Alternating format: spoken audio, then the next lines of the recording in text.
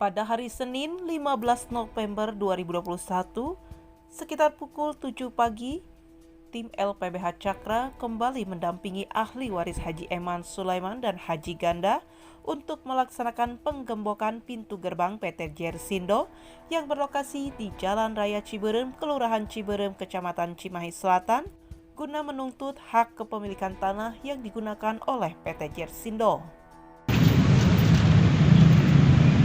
Pengembokan ini bentuk salah satu penguasaan fisik total, yang mana dari 19 sertifikat yang ada di PT Jersindo, kami dari LPBH Cakra memohon untuk pembuktian 2 sertifikat dengan nomor 118 dan 102 untuk dibuktikan lokasi tanahnya berada di mana.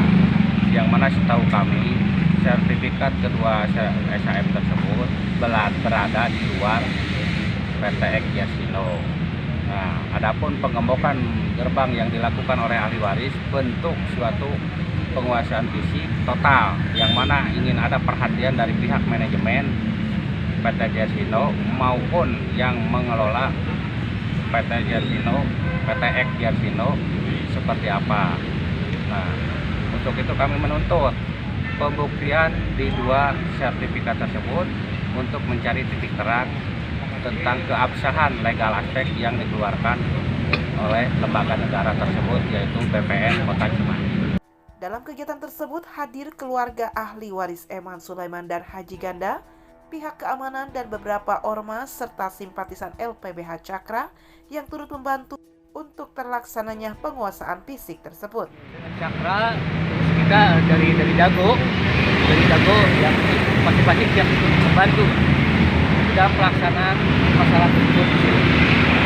Kami siap apapun yang terjadi, kita siap. Hanya kami ya mungkin kita satu, kalau mengumpulkan massa itu jangan dibilangin ya. Ya.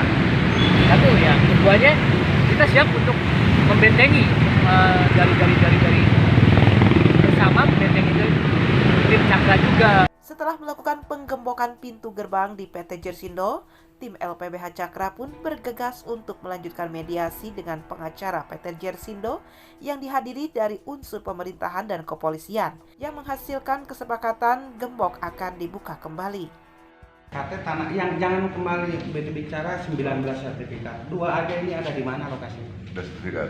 Udah sertifikat ini dari pengakuan Jersindo kan ada di luar dari objek X PT Jersindo kan gitu.